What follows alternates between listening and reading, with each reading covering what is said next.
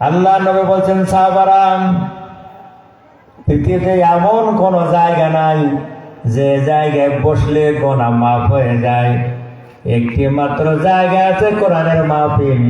এখানে বসলে পিছনের সগেরা গোনা সব মাফ হয়ে যায়। 3 দিন বসেছেন, একদিন নয়, 3 দিন বসেছেন।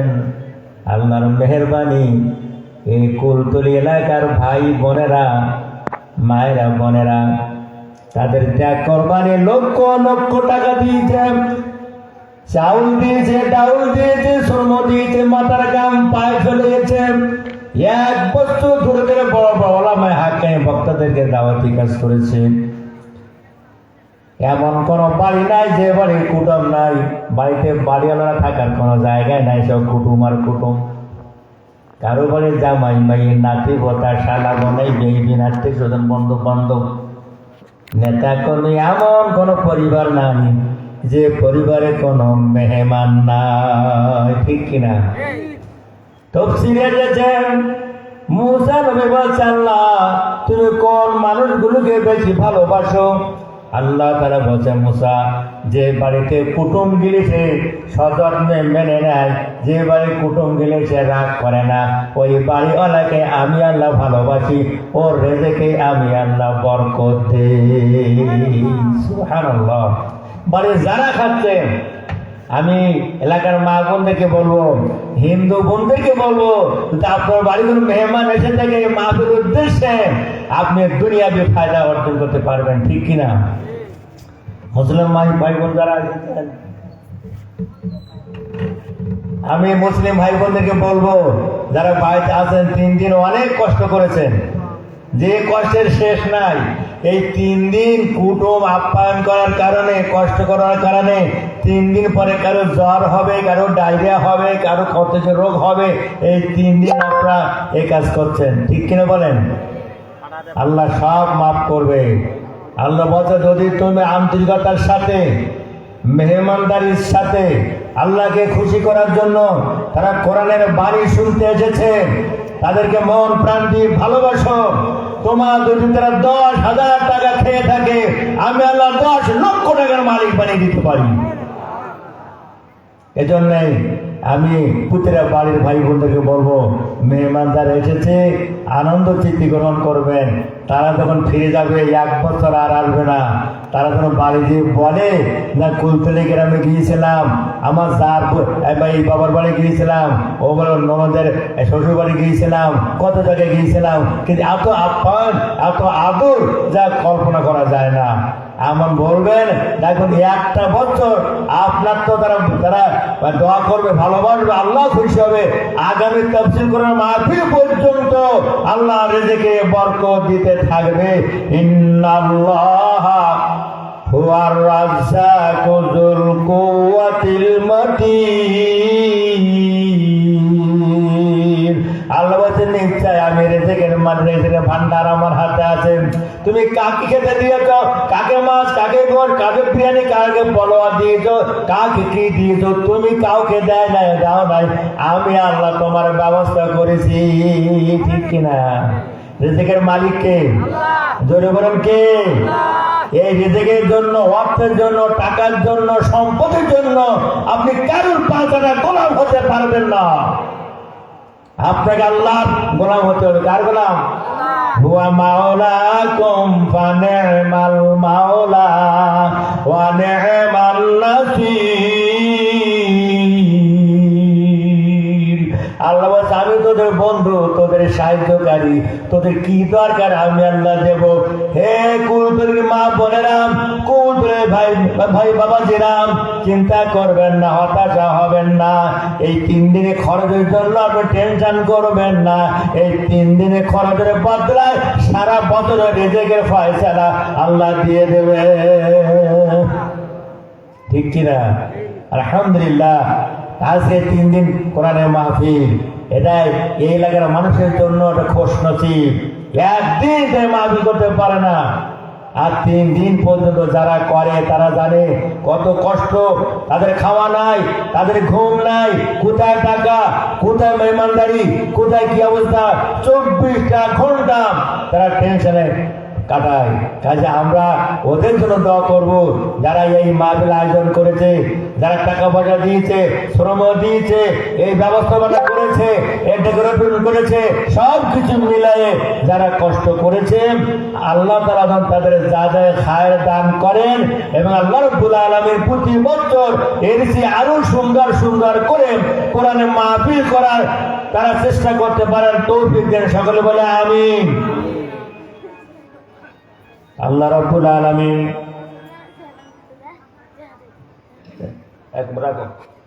খালি দিন আল্লাহ রাব্বুল আলামিন আমাদেরকে মাফ করুন। সকলে বলে আমিন। এই এলাকার কত মানুষ, কত মুরব্বী, আমি এখানে 23 বছর ঈদের ইমাম ছিলাম, 23 বছর। তখন আমি ফাসিলাত মাদ্রাসার সুপারিনটেন্ডেন্ট।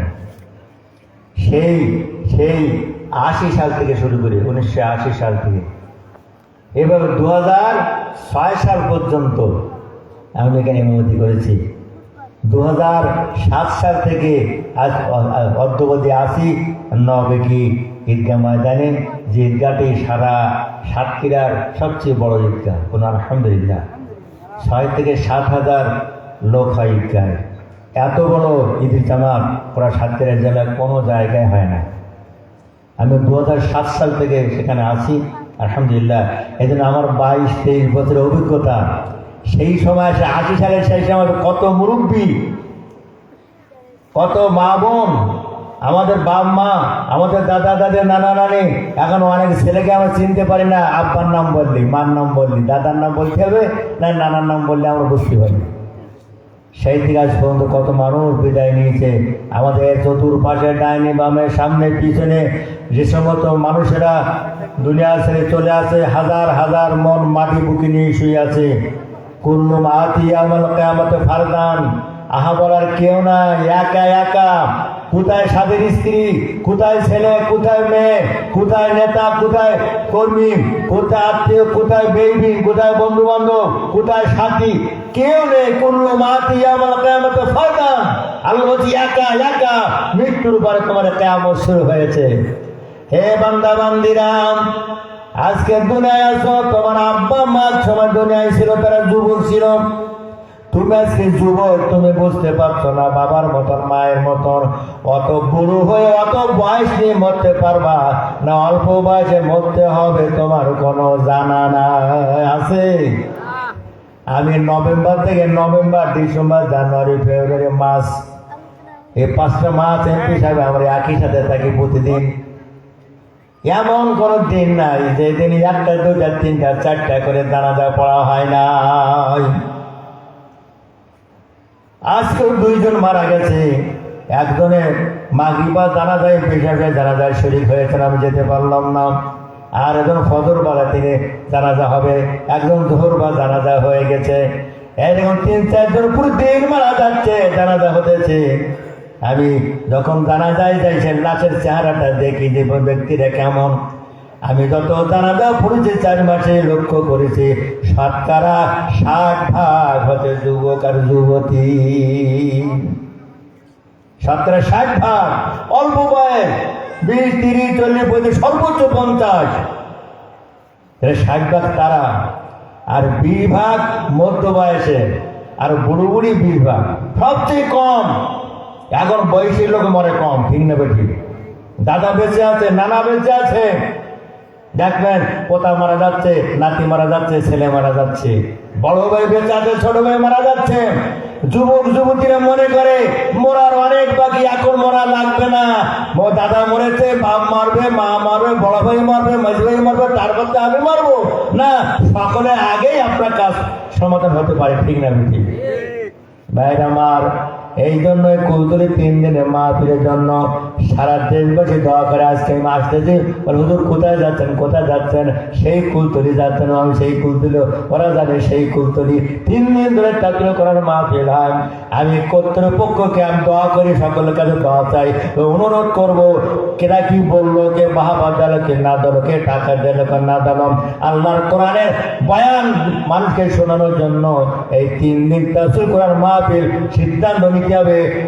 সঠিক এবং অটল সিদ্ধান্ত থাকতে হবে যে না, আমি কারো কথা শুনবো না। 3 দিন, প্রতি বছর 3 দিন মাহফিল করবো। আর মা বোনদের সিদ্ধান্ত নিতে হবে 3 দিন পর্যন্ত আমরা মেহমানদের খাওয়াবো। আমি আপনাদের সামনে কোরআন পাক থেকে সূরা রহমান থেকে আমি কয়টি আয়াত পেশ করি, ছোট ছোট আয়াত। আল্লাহ বলছেন, বিসমিল্লাহির রহমানির রহিম, আর রহমান।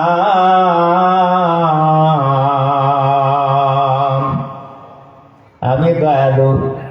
আল্লাহ কি দয়ালু? দয়ালু। নামাজ না পড়লে আল্লাহ খাওয়ায় না? খাওয়ায় না।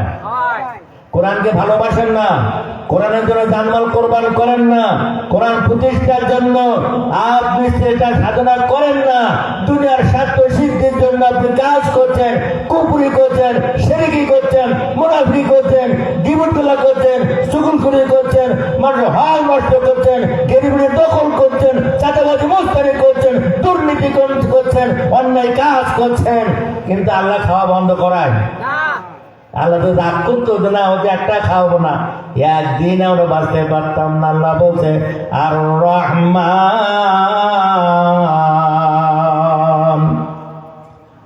হযরত জুনায়েদ বাগদাদী রাহমাতুল্লাহ আলাইহি, তার জীবনীতে এসেছে, ওনার একজন মুরিদ ছিল। মুরিদ একবার লেখাপড়া জানতো না, অতি সাধারণ মানুষ এবং গরিব মানুষ। আলিফ বা তা কোরআনের ক পর্যন্ত জানতো না, ওয়াকা জানতো না, এবিসিডি জানতো না, 1 2 3 কিছু জানতো না। হঠাৎ করে একজন জুনায়েদ বাগদাদী রাহমাতুল্লাহ আলাইহির কাছে যাই বলছে, হুজুর আমি তো কোরআন জানি না। তালিবুল ইলমি ফরিদাতুন আলা কুল্লি মুসলিম ওয়া মুসলিমা, প্রতিটা মুসলমান নারী পুরুষ ছেলে মেয়ে সকলের জন্য কোরআন শেখা ফরজ। হুজুর এই যে নবীর হাদিস, কিয়ামতের ময়দানে আল্লাহ নাকি আমাদের মাফি করবে না। আমি কোরআন জানতাম না, কোরআন বুঝতাম না, কোরআন মানতাম না, এই যে কোরআন জানতাম না বলে আল্লাহ কোন মুসলমানের বাচ্চাকে কিয়ামতের ময়দানে ছাড় দেবে না। কেন জানতে না? দেশে কি আলেম ওলামা ছিল না? নবী রাসূল ছিল না? কারি হাফেজ ছিল না? ইমাম মুয়াজ্জিন ছিল না? কোরআন জাননেওয়ালা মানুষ ছিল না? তুমি না বলতো কেন? তোমার ফরজ করা হয়েছিল। নামাজ যেমন ফরজ, ওই রকম কোরআন শেখা ফরজ, কোরআন প্রতিষ্ঠা করা ফরজ, আল্লাহর হুকুম মেনে চলা ফরজ। ঠিক না বেঠিক? জুনায়েদ বাগদাদী রাহমাতুল্লাহ আলাইহি বলেন, বাবা তুমি যে বুড়ো বয়সে, এত বয়সে কি কোরআন শিখতে পারো? বলো, হুজুর আমি আল্লাহর কাছে পুজো রাত্রিতে কান্দি, আল্লাহ আমি গুনাহগার, বাবা মা গরিব মানুষ ছিল, লেখাপড়া জানতো না, আমি কোরআন বুঝতে পারি নাই, কোরআন পড়তে পারি না। আল্লাহ যতক্ষণ কোরআন না পড়তে শিখবো ততক্ষণ পর্যন্ত তুমি আমার কাছে আজরাইল পাঠিও না। আল্লাহু আকবার। সহিহ নিয়াত, ইন্নামাল আমালু বিন্নিয়াত। আল্লাহ নবী বুখারী শরীফের প্রথম হাদিসে বলা হয়েছে, আগে নিয়াত সহি করো, তোমার সংকল্প শুদ্ধ করো। সহি নিয়াত ছাড়া যদি নামাজও পড়ো, সে নামাজ ফাওয়াইলুল লিল মুসাল্লিন, ওই নামাজে জাহান্নামী। সহি নিয়াত ছাড়া যদি দান করো, ওই দাতা জাহান্নামী। সহি নিয়াত ছাড়া যদি তুমি হজ করো, ওই হাজি জাহান্নামী। সহি নিয়াত ছাড়া যদি তুমি যাকাত দাও, ওই যাকাত দেনওয়ালা জাহান্নামী। সহি নিয়াত ছাড়া যদি তুমি পর্দা মানো, ওই পর্দার মেয়ে জাহান্নামী। আগে ইন্নামাল আমালু বিন্নিয়াত, আগে সহি নিয়াত করা লাগবে। নিয়াত যদি সহি না হয়, তোমার কোন কাজে আল্লাহ সব দান করবে না, বরকত নাই। একমাত্র বরকতের চাবিকাঠি সহি নিয়াত করা। আমি আল্লাহকে খুশি করার জন্য, আল্লাহর সন্তোষের জন্য কাজটি করছি। সুবহানাল্লাহ। হযরত সুলাইমান আলাইহিস সালাম বিরাট নবী, বিরাট বাদশা। পৃথিবীতে আল্লাহ তাআলা 2 জন বাপ বেটাকে নবী করেছিলেন, বাদশা করেছিলেন। বলুন সুবহানাল্লাহ। দাউদ নবীকে এক নম্বরকে দাউদ নবী, উনি বিরাট নবী ছিলেন। তফসিরে এসেছে দাউদ আলাইহিস সালাম যখন তিনি ডবুর কিতাব পড়তেন, আসমানের পাখিগুলো সেখানে নাজিল হয়ে যেত। কোন নদীর পাশে পুকুরের পাশে যদি তেলাওয়াত করতেন, ওই নদী ও পুকুরের মাছগুলো ভেসে ভেসে তেলাওয়াত শুনত। কোন জঙ্গলে দাঁড়িয়ে যদি তেলাওয়াত করতেন, বাঘ হরিণ সিংহ হাতিগুলো এসে দাউদ নবী যতক্ষণ তেলাওয়াত করতেন ততক্ষণ তারা দাঁড়িয়ে শুনত। বলুন সুবহানাল্লাহ। কোন ধরেন নবী, এত কণ্ঠ আল্লাহ দিয়েছিলেন যে পৃথিবীর সকল প্রাণী তার কণ্ঠে পাগল হয়ে যেত। দাউদ নবী বলছে, আল্লাহ আমি তো নবী, আমার বিরাট বাদশাহ, আমার তো ছেলেরা অনেক। আল্লাহ বলছে তোমার একটা ছেলে অনেক পরীক্ষা নিরীক্ষার পরে বললেন তোমার ছেলে সুলাইমান হবে তোমার চেয়ে বড় নবী আর তোমার চেয়ে বড় বাদশাহ। সুলাইমান নবী, এই বাপ বেটা দুইজন নবী দুইজন বাদশাহ, সাধারণ বাদশাহ নয়। সুলাইমান নবী সারা দুনিয়ার বাদশাহ। এক মুহূর্তের মধ্যে বাংলাদেশ থেকে আমেরিকায় চলে যেতে পারতেন, এক মুহূর্তের মধ্যে সুন্দরবন থেকে বান্দরবনে যেতে পারতেন, শুধুমাত্র মুখে বলার বাকি।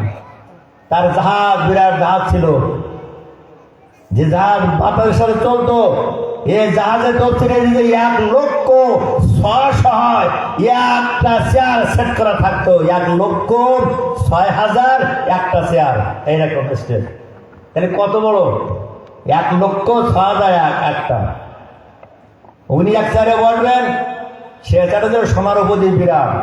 আর এ পাশে 3টা আলেম বসবে মানুষ, এ পাশে 3টা আলেম বসবে জেন, আর সামনে 6টা জনগণ, সব সৈন্য সামর্থ্য। এত বড় জাহাজ নিয়ে সুলাইমান চলতেন। ওই জাহাজের কোনো পাইলট ছিল না, ইঞ্জিন ছিল না। আল্লাহ তাআলা বলেন সুলাইমান তুমি শুধু ইশারা করবে আর মনে মনে নিয়াত করবে। আমি আল্লাহ আলিমুম বিযাতিস সুদূর, আমি মানুষের মনের খবর রাখি। মানুষ মনে মনে কি চিন্তা করে আমি আল্লাহ ওটা জানি, কেউ না জানলো। তোমার বউ তোমার ধারে কাছে তোমার মনের খবর রাখে না, তোমার বউর মনের খবর তুমিও রাখো না। আলবত আমি সকলের মনের খবর রাখি, আমার থেকে কেউ গোপন করতে পারে না। সুলাইমান আলাইহিস সালাম এত বড় বাদশা, শুধু তার জীব জানোয়ার ছিল, ছাগল ঘোড়া বেড়া হাতি ছিল, রাখা ছিল 12,000। কতটা? 12,000 রাখা। আর প্রতিটা রাখারের কাছে হাজার হাজার জীব জানোয়ার ছিল। কারো কাছে ছাগল, কারো ভেড়া, কারো উট, কারো দুম্বা, কারো গরু, কারো ছাগল, এইরকম কারো ঘোড়া, এরকম ছিল 12,000 শুধু রাখাল ছিল। তাহলে তার জীবজনার কেমন থাকতে পারে? বিরাট বড় লোক। আমি সেদিকে যাব না। তো সেটা একটা বয়ান তার জীবন দেখেছি। আল্লাহ রাব্বুল আলামিন বলেন সুলাইমান ইন্নামাল আমালু বিন্নিয়াত, যদি নিয়াত সহি না হয় কোনো কাজ বরকত নাই। সুলাইমান বলছে আল্লাহ আমি তো সহি নিয়াতে আছি। তো ঠিক আছে, হযরত সুলাইমান তার তখ্ত নিয়ে, তার সিংহাসন নিয়ে চলে যাচ্ছেন। আটলান্টিক মহাসাগর পাড়ি দিয়ে যেতেছে, ঘন্টার পরে ঘন্টা সময় লাগে এখন প্লেনে। যখন আটলান্টিক মহাসাগরের মাঝখানে গিয়েছেন, ওই সময় সুলাইমানের ওই তত্ত্বে সুলাইমান দোলনা শুরু করে দিয়েছে। কি ব্যাপার, এই সাগরের মাঝখানে যদি প্লেনটা এবার দোলে আমাদের চিৎকে দিয়ে পড়ে যাব। পড়লো কিছু, ওই দোলনায় দোলনায় 12 জন তার সাথী সাগরের উপরে সলিল সমাধি হয়ে গেল। 12 জন লোক ওই ঢেউতে ওই ভেবে এতে ওই সাগরের উপরে মরলো। সুলাইমান বলছে আল্লাহ কি ব্যাপার? তফসির আছে তাদের সুলাইমান তার আসনে সিংহাসনে বসা ছিলেন, চেয়ার থেকে উঠে যান ওই সিংহাসনের ওই তখ্তে সুলাইমানের ওই উড়ান্ত রাজপ্রাসাদের মাঝখানে দাঁড়িয়ে তিনি এক জোরে লাথি মেরে বলছে এই তো ঠান্ডা হ, কেন প্রকম্পিত হচ্ছিস, কেন দোলনা দিচ্ছ? আমার 12 জন সাথী তারা সাগরে পড়ে মারা গেছে, একদম আর দোলনা দিতে পারবো না। তো ছিঁড়ে গেছেন ওই তত্ত্বে সুলাইমানের জবান খুলে গিয়েছে। ও সুলাইমান ইন্নামাল আমালু বিন্নিয়াত, মনটা সোজা করো, তোমার দিলটা সোজা করো, তোমার নিয়তটা সহি করো। আমি কখনো তত্ত্বে সুলাইমান বলবো না। কি ব্যাপার? মান হালাকুম ফেলমা করে মরদমাম মানগাজিদা জখমে মারো কাজদামাম। কি হলো? কেন আমরা ধ্বংস হচ্ছি? সুলাইমান ওই তত্ত্বে সুলাইমান বলছেন, সুলাইমান তুমি আমার বুকে লাঠি মেরে কি করবা? তোমার কলিজাকে আঘাত করো, কেন তোমার নিয়তের পরিবর্তন হয়ে গেল? সুলাইমান আশ্চর্য হয়ে যায়। আল্লাহ ওহী নাযিল করে বলছে, সুলাইমান ওই তত্ত্বের দোষ না, তার কেন লাঠি কাটা মাত্র তো শুনে নাও। তুমি যখন এই সাগরের ওপর থেকে উড়ে যাও, তোমার মনে একটা কিউরিসিটি থেকে চাল্লা। কত বড় ক্ষমতা আমি সুলাইমান, এত বড় 4 লক্ষ লক্ষ যাত্রী নিয়ে আমি বিরাট সাগর পাড়ি দিতেছি, কোনো ভয় নেই, কোনো চিন্তা নাই, কোনো পাইলট নাই, কোনো ইঞ্জিন নাই। আল্লাহ আমাকে তুমি কি ইজ্জত সম্মান দিয়েছ। ও সুলাইমান, তোমার নিজেকে যখন এতটুকু বড় মনে করেছ, এতটুকু তোমার ভিতরে কথা এসেছে, চিন্তা ভাবনা এসেছে, তখন সুলাইমান আর চুপ থাকতে পারলো না। তোমাকে শিক্ষা দেওয়ার জন্য দোলনা শুরু করে দিয়েছে। তোমার মনের দোলনা সোজা করো, সুলাইমানের তত্ত্বের দোলনা দলবে না। মান হালাকুম ফেলমা করে মরদমাম মানগাজিদা জখমে মারো কাজদামাম। এবার ধ্বংস হয়, নিয়াজ কখনো হয় না। 3 দিন মাহফিল সই নিয়াজ রাখবে আল্লাহ। আমরা মাহফিল করতেছি তোমাকে খুশি করার জন্য, লোকে বাহাবা দেবে এই জন্য না। আমরা 3 দিন মাহফিল শুনতেছি আল্লাহ তোমাকে কিছু করান জানাবো তার জন্য। 3 দিন মাহফিল আমরা বাড়িতে বলতে মা বোনদের খাওয়া দিতেছি, ভাই বোনদের খাওয়া দিতেছি। আল্লাহ তারা কোরআন শুনতে এসেছে।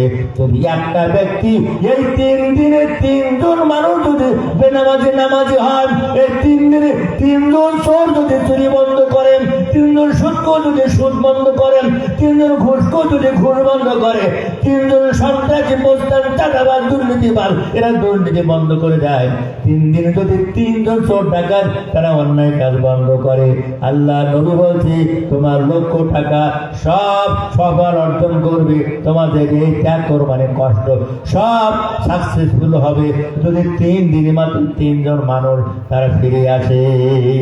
আল্লাহু আকবার। এজন্য এই আমাদের দায়িত্ব আল্লাহর কাছে দোয়া করা।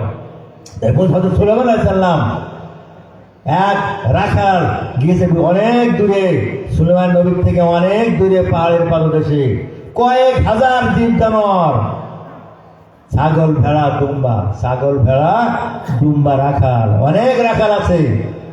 রাখালের সর্দার তার কাছে এক হেঁচড় পরে নেকড়ে তফসির এসেছে, নেকড়ে এসে বলছে, হে আল্লাহর বান্দা, আমি অত্যন্ত ক্ষুধার্ত, আমি আজ কয়েকদিন খাই না, ক্ষুধার জ্বালা আমার কলিজা কাবাব হয়ে যেতেছে, তুমি অনুমতি দাও আমি একটা প্রাণী খাই, আমার ক্ষুধা নিবারণ করি। ওই রাখাল বলছে, আল্লাহর বান্দা হে হেঁচড় পরে নেকড়ে, তুমি আল্লাহর সৃষ্টি, আমি আল্লাহর সৃষ্টি, সুলাইমান আল্লাহর সৃষ্টি, আমাদের নেতা, এই যে জানোয়ার আল্লাহর সৃষ্টি, তুমি কি চাও যে আমি আমার নেতার আমার মালিকের বিনা অনুমতিতে তোমার একটা ভেড়া অথবা দুম্বা তোমার খাওয়াই? এটা কখনো হয় না, আমি তা পারবো না। যদি নবী সুলাইমান অনুমতি দেয় আমি একটা কেন 10টা আমি 10টা ভেড়া 10টা দুম্বা আমি তোমাকে খাওয়াতে পারি, কোনো সন্দেহ নাই। নিগের বলছে, হে আল্লাহর বান্দা, হে সুলাইমানের রাখাল, তাহলে আমার উপায় কি? তুমি কি যেতে পারো? নবী সুলাইমানকে একটু অনুমতি নিয়ে আমার তো খাওয়ার ব্যবস্থা করতে পারো কিনা?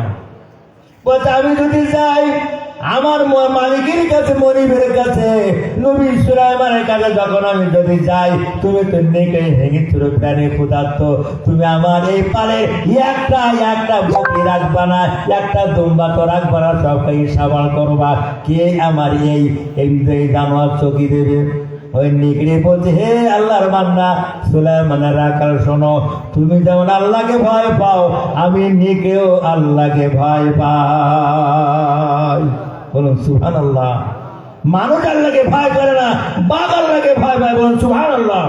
হাদিস শরীফে এসেছেন প্রতিদিন সকালবেলা বেলা যখন ওঠে বাঘ আসমানের দিকে তাকিয়ে ডাকে আর বলে আল্লাহ, কোন নামাজি, কোন আল্লাহ, কোন মোমেন নারী পুরুষ, কোন ভালো মানুষ, তোমার কোন প্রিয় বান্দা বান্দিকে যদি আমি ক্ষুধার যন্ত্রণা আমি ভক্ষণ না করি, তার আক্রমণ না করি, যে তুমি হিংস্র প্রাণী, আমার ক্ষুধা লাগলে আমার হুঁশ থাকে না, কিন্তু তোমার কাছে ফরিয়াদ, আমি বাঘ তোমার কাছে মোনাজাত করি আল্লাহ, এই সকাল থেকে সন্ধ্যা পর্যন্ত কোন মোমেন বান্দা বান্দিকে এর জন্য আমি আক্রমণ না করি।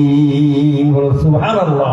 লাহাজায়ে মা हमको न लहदासिया, लहदाए माँ हमको न लहदासिया, खुद से बाशद कार ए गायर इला। আল্লাহ রাব্বুল আলামিন বলছে, আমি নিজে যাকে ভালোবেসেছি, আমি নিজে যাকে পছন্দ করে ভালোবাসি, পৃথিবীর কেউ তাকে ক্ষতি করতে পারে না, খারাপও করতে পারে না। ঠিক কিনা? ইজ্জতের মালিককে, বিজ্জতের মালিককে, ক্ষমতা নেতৃত্ব দেওয়ার মালিককে আল্লাহ। এবারে সংক্ষেপে বলি, নিকি বলতে হুজুর আপনি চলে যান, আপনি আমার প্রতি আস্থা বিশ্বাস রাখেন, আমাকে একদিন মরা লাগবে, আল্লাহ যখন তখন আমার গোলার টুটি চেপে ধরতে পারি, রাস্তার বিশ্বাস আমার ভিতরে আছে, হুজুর আপনি যান। নবী সুলাইমানের কাছ থেকে ও পারমিশন নিয়ে অনুমতি নিয়ে আসেন, আমার একটু খাবার ব্যবস্থা করে। ওই রাখাল বিশ্বাস করলো, হতে পারে দেখি না, একটু পরীক্ষা করে দেখি। এবার তিনি কি করলেন, ওই নিকড়ে বাঘকে তার রাখাল বানিয়ে তিনি এবার সুলাইমানের বাড়িতে রওনা দিয়েছেন। বলুন সুবহানাল্লাহ। আশ্চর্য। যাচ্ছে ফিরে সুলাইমান নবীর কাছে যেতে যেতে যেতে যেতে যাই, দেখি যে একদল মানুষ, একদল এই গরু গাভী মাঠে, গাভী কি গাই আর বাছুর, তাই গাইতে বাছুরের দুধ খাচ্ছে। কথা বুঝতে পেরেছেন? বাছুর গায়ের দুধ খায় না, বাছুর গায়ের দুধ কিন্তু শিখেছে যে বাছুর গায়ের দুধ খায়, কিন্তু ওই ওই রাখার বয়স আমি দেখলাম যে গাই বাছুরের দুধ খাচ্ছে। আশ্চর্য তো জীবনে দেখেন উল্টো কারবার। বলে আমি চলতে আসি কিছু দূর যাই, দেখলাম আর একটা আশ্চর্য ঘটনা। বলে কি ভাই, একটা লোক ভিক্ষা করতেছে, ছেঁড়া ফাটা তার জামা কাপড়, গাটাও ছেঁড়া ফাটা, ময়লা আবর্জনা দেখলে ঘিরে না হয়, কিন্তু প্রত্যেকের হাতে বড় বড় স্বর্ণের থলি, কেজি কেজি সোনা তাদের থলিতে আছে, ওই স্বর্ণের থলি হাতে নিয়ে ছেঁড়া ফাটা পোশাক পরে তারা ভিক্ষা করতে যেতেছে। আমি তো বুঝতে পারলাম না, আল্লাহ এ কি ব্যাপার, সোনার থলি হাতে আর গায়ে ছেঁড়া ফাটা জামা, আবার এরা ভিক্ষু, কারণ কি? উনি বলেন এই জবাবটা আমি বুঝতে পারবো না। উনি চলতে আছেন, হঠাৎ করে আমি দেখলাম নদীর দিকে একটা ঝর্ণা প্রবাহিত হতেছে। ওই ঝর্ণার পরে এত স্বচ্ছ, এত দেখতে সুন্দর, কলিজা ঠান্ডা হয়ে যায়। একদল মানুষ ওই ঝর্ণা থেকে পিপাসায় পানি দুই হাত দিয়ে উঠে পানি পান করার জন্য মুখের কাছে নিয়ে যায়, আর এত দুর্গন্ধ, পায়খানা পেশাব করা মাল আবর্জনা, এত দুর্গন্ধ যে কোনো মানুষ তার নাকের নিচে দিতে পারবে না। কি ব্যাপার? আল্লাহ আমি কি দেখলাম, গাইটার বাচ্চার বাছুরের দুধ খাচ্ছে, আর সোনার থলি নিয়ে ভিখারীরা ছায়া পূজা করে ভিক্ষা করছে, আর ঝর্ণার স্বচ্ছ পানি, দুর্গন্ধ, পায়খানার চার দুর্গন্ধ, কারণ কি? উনি মনে মনে ওনার কিউরিসিটি জেগেছেন। এই জবাব কে দেবে? দুনিয়ার কেউ দিতে পারবে না, একজন পারবে, মহাজ্ঞানী মহাসম্রাট বাদশাহ হযরত সুলাইমান আলাইহিস সালাম ছাড়া এ প্রশ্নের জবাব কেউ দিতে পারবে না। এই রাখা তো টেনশনে যেতেছে। সুলাইমান দরবার, সালাম আলাইকুম ইয়া নবী আল্লাহ। সুলাইমান বলছে, রাখাল তুমি অসময় এসেছো কেন? কে আমাদের ওই দুম্বা, ওই ছাগল ভেড়া বকরি খেয়ে পাড়া দিচ্ছে, সব তো শিয়ালে নিয়ে যাবে, প্রাণীরে নিয়ে যাবে, বাঘের মেঘের নিয়ে যাবে, মরুভূমির জঙ্গল, পাহাড়ি জঙ্গল, মরুভূমি, ওখানে এত হিংস্র প্রাণী, যদি রাখাল না থাকে মুহূর্তের মধ্যে সকল প্রাণী ওরা খেয়ে সাবাল করে দিতে পারি।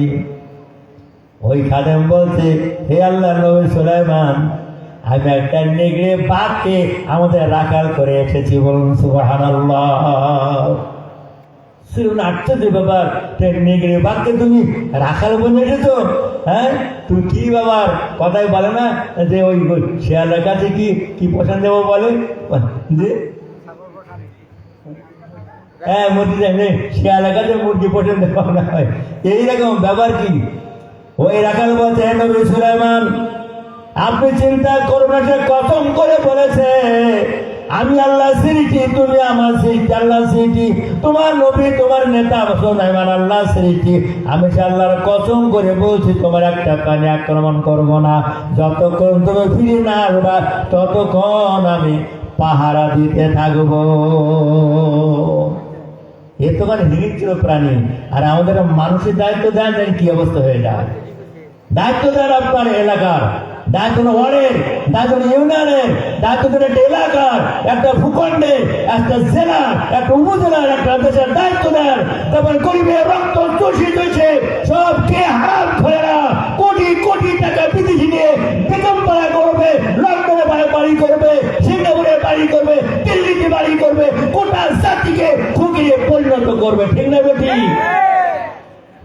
প্রিয় ভাইরাম, সুলাইমান বলতে, তুমি যা করেছো ভালো করেছো, একটা পরীক্ষা হয়ে যাক, তোমারও পরীক্ষা হবে, আমি নবী আমারও পরীক্ষা হতেছে, আর ওই নেগড়ে বাঘেরও পরীক্ষা হতেছে, আমার প্রাণীগুলোরও পরীক্ষা হতেছে।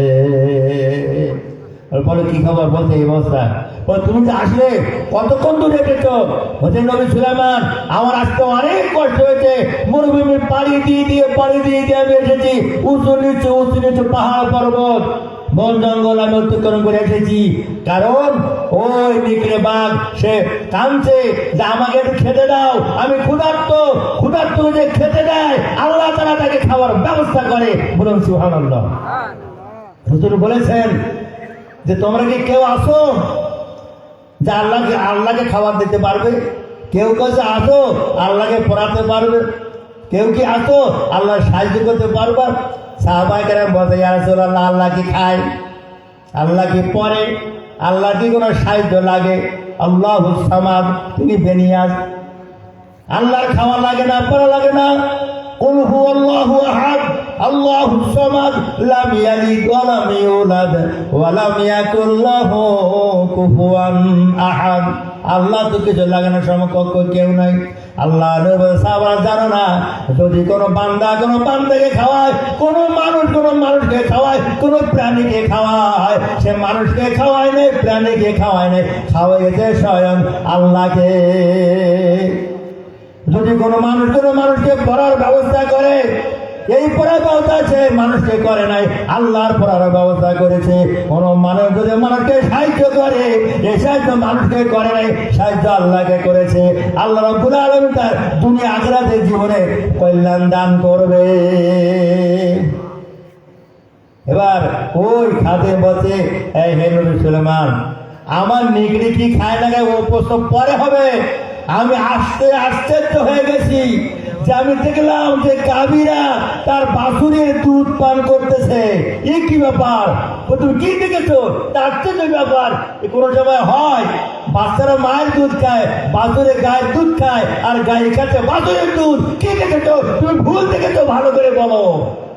খাদেম বলছে, সুলাইমান, আমি আল্লাহর কসম করে বলছি, আমি মিথ্যা বলছি না, আমি অসত্য বলছি না। আমার চোখ কানা, চোখের পাওয়ারও কম হয় নাই, সব ঠিক আছে, ইজি আছে। আমি সব চোখকে দেখেছি, ওই গাই বড় বড় গাইগুলো ছোট বাছুরের দুধ পান করতেছে।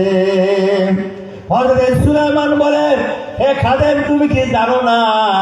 এর কারণ কি তুমি শুনে নাও। আসতেছে সায়াতি জামানুন, সায়াতি জামানুন আলা উম্মতি তাকুনু কুলুবুহুম কা কুলুবিল জিয়াব ওয়া কালামুহুম কা কালামিল আমবিয়া ওয়া ফিলুহুম কা ফিল ফারাইনাত বারিউম মিনহুম ওয়া হুম বারিউনা মিন্নি। এমন একটা সময় আসতেছে, একাদিন শুনে নাও, আমি সুলাইমান চলে যাব, আরেক নবী আসবে, সে চলে যাবে, আরেক নবী আসবে, মুসা নবী আসবে, সে চলে যাবে, ঈসা নবী আসবে, চলে যাবে, আখিরি জমানার নবী মুহাম্মদুর রাসূলুল্লাহ সাল্লাল্লাহু আলাইহি ওয়াসাল্লাম ইয়াসিন ওয়াল কুরআনিল হাকীম ইন্নাকা লামিনাল মুরসালিনা আলা সিরাতিম মুস্তাকিম। আল্লাহ আসতেন সেই নেতা, সেই নবী, বিশ্ব নবী, সমস্ত নবীদের তিনি লিডার, তিনি নেতা মুহাম্মদ রাসূলুল্লাহ সাল্লাল্লাহু আলাইহি ওয়াসাল্লাম।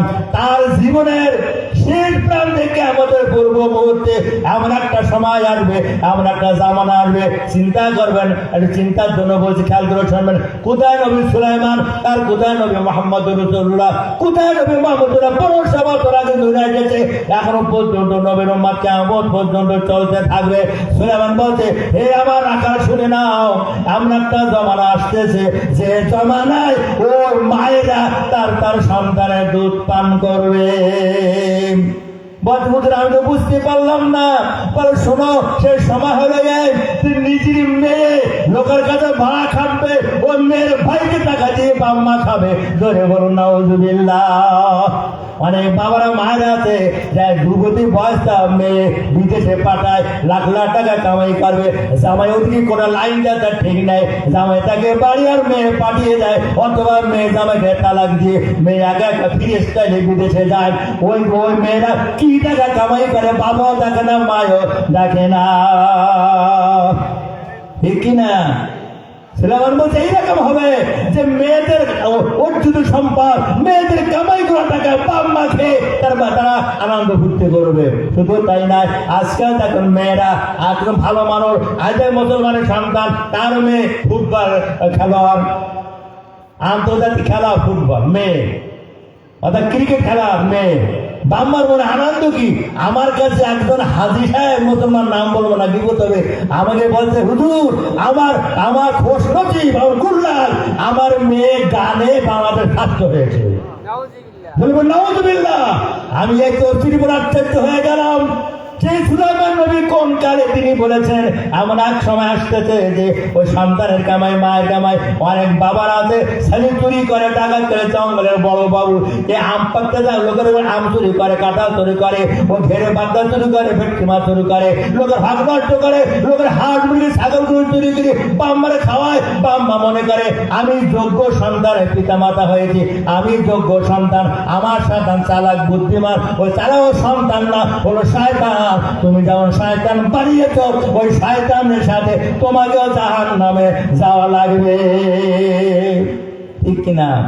সুলাইমান বলছে, শোনো, এই দেখো আমাদের মেয়েরা গানে পাঠায়, পল্লীতি পাটালি গায়, শিল্পী হয়, নাগ নায়িকা হয়, গায়ক গায়িকা হয়, নাচ গান করে, বাবা দাঁড়িয়ে দাঁড়িয়ে দেখে, আর মেয়ে নাচ দেখে গোটা যুবককে আকৃষ্ট করে, বাবা আনন্দ ফুর্তি করে।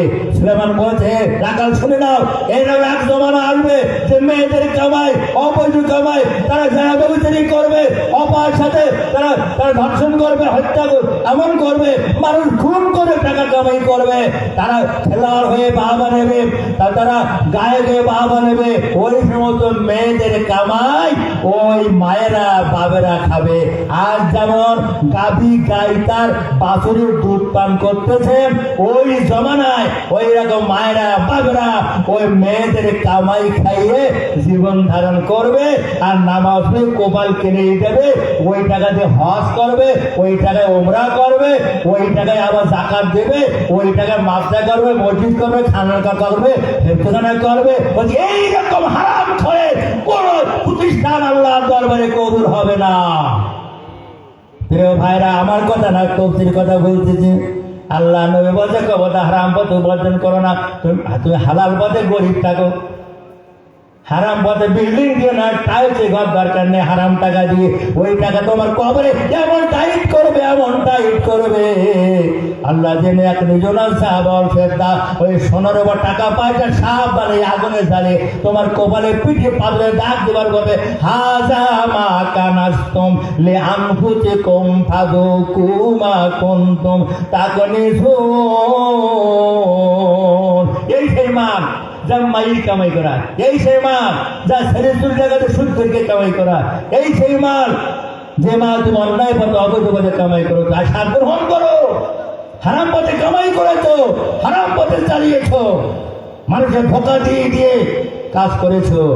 ভাইয়ের আমার, তুমি একজন বিরাট দুধ ব্যবসায়, দুধে পানি দিয়ে ভেজাল দিয়েছো, বিরাট বড় লোকের দুধ বিক্রি করে মধুর ব্যবসা করে, মধু দিয়ে চিনি দিয়ে পানি দিয়ে বিরাট পারাখানা বানিয়েছ, বিরাট ধনী হয়েছ। হাজারো বার যে হজ করে আসো আর তার দুধ পড়তে পর্যন্ত রাত শেষ হয়ে যায়, জেকেট করতে করতে কলম ফেটে যায়, দাওয়াতি কাজ করতে করতে পায়ের তলার চামড়া ছিলেও যায়, আর সেজদা দিতে দিতে কপাল কালো হয়ে যায়। আল্লাহ নবী বলছেন একটা সেজদা আল্লাহ দরবারে কবুল হবে না। নফস হারদাম আজ দারো নাম তার কামি, আজ হামা মরবা কর ধর্ম কর কি। তোমার ষড়যন্ত্রের সম্পদ, হারাম সম্পদ দিকত দিয়ে করেছ। হযরত সুলাইমান বলছে রাখাল, সেই দিন আর বেশি দূরে নয় যে মেয়েদের কামাই বাবা মায়ে খাবে, তাই আল্লাহ তারা তোমাকে সচক্ষে দেখা যাচ্ছে। সুবহানাল্লাহ, সাবধান হও। আমি মা বাবাকে বলবো মেয়ে দিয়ে কামাই করতে যাবেন না। অনেকেই করে কি জানেন, যে ওই জামার কাছে তালাক দিই না, মেয়েটা খুব সুন্দরী সুচি, তালাক তোকে বুদ্ধিমান, দায়ুস বেপাত্তা বেহায়া, বাবা ছেড়ে নিয়ে আরেকটা দিকে যায়, ওর কাছে 2 লাখ টাকা জন্মরা দেয় করে, আবার আরেকটা দিয়ে যায়, দ্বিতীয় কাছে আবার 3 লাখ টাকা দেনমোর আদায় করে। এই দেনমোরের আদায় ব্যবসা আর মাইয়াতি ওতি ব্যবসা। রসূল বলছে এটা কিয়ামতের আলামত। এই সময় যখন শুরু হবে, এই ইমানদার নর নারীরা সাবধান হয়ে যাও, তখন তোমাদের ইমান হবে আগুনের চেয়ে কঠিন, আর আগুন হাতে রাখা যত কঠিন, তার চেয়ে বেশি কঠিন হবে তোমার ইমানটা ঠিক রাখা। ঠিক না বেশি? চুরি করবা, ডাকাত করবা, সুদ করবা, ঘুষ করবা, দালালি করে এই করবা, তোর টাকা জমাই করবা, করো তুমি দুনিয়ার ফুর্তি করো, দুনিয়ার ফুর্তি করো, এ কবরে যাও। এবার 2 নম্বর ওই রাখাল বলছে নবী সুলাইমান, আমি দেখলাম যে ওরা ভিক্ষা করতে, যে ছেঁড়া ফাটা জামা কাপড় পরা, আবার ওদের স্বর্ণের থলি হাতে। সুলাইমান বলতে খাদেম, তুমি কি ওদের পরিচয় জানো না? আমি সুলাইমান বলতে যে শোনো, ওরা কারা? ওরা হলো বড় হারামখোর, ওরা সুদ করে, ওরা ঘুষখোর, ওরা চোর, ওরা ডাকাত, ওরা কামাই করবে, ওরা হারাম পথে কামাই করবে। সোনার রূপা ওদের ব্যাংকে ব্যাংক ব্যালেন্স থাকবে, কিন্তু ওদের মন ভরবে না, কলিজা ভরবে না। 1 বিঘে জমি ছিল 10 বিঘি করেছে, 10 বিঘির পরেও 10টা বিঘি করতে চায়, একতলা বিল্ডিং 5 তলা করতে চায়, একটা ঘেরেতে 10টা করতে চায়। মেম্বার আছে, চেয়ারম্যান হতে চায়, চেয়ারম্যান আছে, উপজেলা হতে চায়, উপজেলা আছে, এমপি হতে চায়, এমপি আছে, একটা মন্ত্রী হতে চায়, মন্ত্রী আছে, একটা প্রধানমন্ত্রী হতে চায়। হাত্তা যুরতুমুল মাকাবির, যতক্ষণ পর্যন্ত কবরে না যাবে ওদের চাওয়া পাওয়া শেষ হবে না। তার মানে কি, যে ওদের গায়ে থাকা পোশাক ছেঁড়া করা, কিন্তু স্মরণের থলি তাদের হাতে। মানে ওদের মনটা ওই রকম কুত্তার মতন, ওদের ছোট্ট মন, ওদের ফকিরি ভাব, ফকিরি হালাত, কিন্তু ওরা পড়লো, ওরা সাই মুর্দি ঘিবার খায়, বলে না সাই মুর্দি ঘিবার খাওয়ালো, ওরা এত টাকা কামাই করতেছে, ওদের কলিজা ঠান্ডা হয় না, ওদের কলিজা ভরে না, আরো চাই, আরো চাই, আরো চাই। কুত্তা যেমন একটা লাশ পেয়ে ওখান দখল করে আরেকটা লাশের পেয়ে ছুটি বেড়ায়, শকুন যেমন একটা দখল করে আরেকটা দখল করতে চায়। সুলাইমান নবী বলছে আখিরি জমানায় এমন কিছু বড় লোক হবে যাদের মন থাকবে গরিব ইচ্ছা আরো খারাপ, ছোট লোকের বাচ্চার চেয়ে আরো খারাপ। ওর হারাম পথে উপার্জন করবে, আল্লাহর পথে ব্যয় করবে না, যাকাত দেবে না, ফিতরা দেবে না, উজর দেবে না, কোরবানি করবে না, দুস্থ মানবতার জন্য ব্যয় করবে না, মানুষ খাওয়া পড়া শিক্ষা চিকিৎসার জন্য তারা কোনো আত্মসম্মান ব্যয় করবে না। নিজে পুঁজিপুঁজি করে রাখবে, ব্যাংরাজ করে রাখবে, আর গড়বে ওয়াইলুল কুল্লি হুমাজাতিল লুমাজা আল্লাযী জামাআ মালান ওয়া আদ্দাদা ইয়াহসাবু আন্না মালাহু আখলাদা কাল্লা লা ইউনবাযান্না ফিল হুতামাতি ওয়া মা আদরাকা মাল হুতামা। এরা খালি গণবে কলা গাছে ব্যাংকে 10 লাখ লাভ কত, সুদ কত হচ্ছে কি। এবার ব্যাংকে যে সুদ যদি কোনো সংস্থা দেয়, এই টাকা তুলে শিখে দেয়। ঠিক কিনা? আমাদের সেদিন গেছে মিটে পাঠায়, প্রায় সময় কাটায়, একজন বলতে হুজুর আমি হুজুর 37 লক্ষ টাকা দিয়েছি। কেন দিলে? আমারটা গেছিলাম ব্যাংকে ছিল, ওখানে পার্সেন্ট ছিল 9% পাতাম, ওগুলো 15% দেবো টাকা দেয়, তাই দিয়েছি 30 লাখ টাকা সব শেষ। আমি তোর মতো কান শুনবো ভালো, তো 30টা টাকা পাওয়া দরকার নেই। এমনি বললাম ভাই আপনি ওই কাছে করবেন না, এই যখন টাকা দিল ব্যাংকের টাকা দিলে যেটা সুদী কারবারে টাকায় বেশি হবে, তাই সুদখোর হারামখোর যেখানে সুদ কারবারে চলে আল্লাহর গজব নাযিল হয়, রহমত বঞ্চিত হয়ে যায়, ও টাকা আদায় হবে না, মামলা করো মকদ্দমা করো, সে দেবে কোথা থেকে? যে টাকা নিয়েছে সে তো ফকির, তার তো কোনো পুঁজিপন নেই, তার কোনো ব্যাংক ব্যালেন্স নাই। কাজে তুমি লাভের জন্য গিয়েছ। সাল্লাল্লাহু বলছেন, হে রাখাল, হে খাদেম শোনো, ওই ছেলে তোমার এমন অবস্থা হবে, বিরাট বড় লোক হবে, কিন্তু তার চাহিদা পূরণ হবে না, শুধু চাই আরো চাই আরো চাই, হাত্তা যুরতুমুল মাকাবির, যতক্ষণ কবরে না যাওয়া হবে। নবী বলছে ওই সমস্ত লোকদেরকে, ওই সমস্ত ছোট লোকের বাচ্চাদেরকে, ওই সমস্ত হারাম করদের, ওদের মনের চাহিদা অতক্ষণ মিটবে না, হাত্তা যুরতুমুল মাকাবির, যখন তাদের কবরে দেওয়া হবে। আর মন মাটি দিয়ে ওদের মুখটা, ওদের দেহটা ঢেকে দেওয়া হবে। এই মাটি দিয়ে ওদের মুখ না আটকানো পর্যন্ত ওদের চাওয়া পাওয়া শেষ হবে না। রঙ্গে যারে কলবদা তুমি সাওয়াত, রঙ্গে যারে কলবদা তুমি সাওয়াত, পেশে আতশ সুসে আরো মেশাওয়াত, ওদের যতই তুমি দাও সব শেষ হবে। ওরা মনে করবে আমার কিচ্ছু হয়নি, আমারও বাড়ি পাশে 10 তলার মালিক, আমি কেবল 8 তলায় গেছি, আরো 2 তলা বাকি আছে। ওর বাইরে 2 তলার মালিক, ও খালের ঘর, আমি এখন 1 তলা করতে পারলাম না। এইরকম চেষ্টা করতে করতে হালাল হোক হারাম হোক, সুদ হোক ঘুষ হোক, চুরি হোক ডাকাতি হোক ধোঁকাবাজি হোক, মায়ের হক নষ্ট হোক, বোনের হক নষ্ট হোক, দেখা দেখি নেই, আমাকে বড় লোক হতে হবে। সুলাইমান বলছেন, ওই যে ফকিরি গুলোকে দেখেছ, ওরা আসলে ফকির না, ওরা ছেড়া মারা কামড় পড়ার মতন না, ওরা স্বর্ণে চলে ওদের হাতে, ওরা কোটি কোটি টাকার মালিক, ওরা কোটিপতি লক্ষপতি, কিন্তু ওদের মনটা ফকিরের চেয়ে আরো খারাপ। বর্তমান জমানাতে আছে কিনা বলেন? এবার রাখাল বলছে, নবী সুলাইমান, আমি 3 নম্বর কি দেখলাম, এত স্বচ্ছ পানি, সুন্দর পানি, কিন্তু যখন ওই পানি পান করতে যেতে যে দুর্গন্ধ, পায়খানার চেয়ারও গন্ধ, ও পানি তো মুখে দেওয়ার মতো না। সুলাইমান বলছে, রাখাল তুমি জানো না, এটাও সে জমানার কথা। বলে কি? নবীদের কিছু ওয়ারিস হবে আলেমেরা। আলেমেরা কেমন হবে জানো? এদের দেখতে পেজবা, দেখতে সুন্দর, শব্দ দেখলে মনে হয় ফেরেশতার মতন, কিন্তু ওদের ভিতরে শুধু ময়লার ময়লা।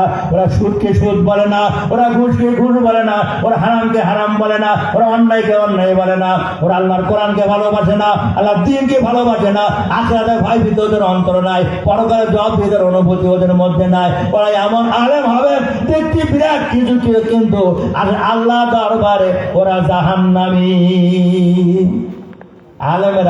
আলেমেরা কোরআন বাদ দিয়ে কোনো কিছু করতে পারে?